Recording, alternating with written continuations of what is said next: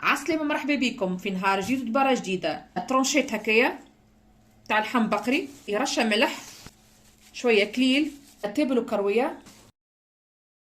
ولهنا عنا شوية مصلصة طماطم وشوية زيت زيتونة فوحنا بيهم اللحم. زدنا شوية من صلصة الطماطم، لهنا عنا شوية من ميرامية، ثوم مرحي. خذينا الطبق متاعنا، تنجموا تاخذوا حتى طبق ما غير ورق الفرن.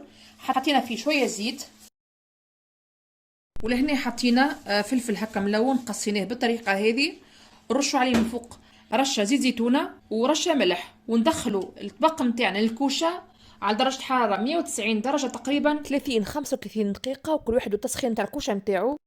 نقلبوا اللحم كما قلنا، تنجموا تعملوه في طبق كما هكايا ولا في طبق متاع كوشة من غير ورق الفرن، ومن فوق نرشوا فوقها شوية موتزاريلا. تقريبا في الخمسة دقائق الاخرانيين اللي يحب فلفل حار ينجم يحط كيما انا حطيت في الطبق متاعي. كانت دبرتنا اليوم، ان شاء الله تجربوها تعجبكم. ما بقى كي نقولكم في دبار اخرى حبيت وبسلامة. نقولكم قدمنا مع الطبق متاعنا روز.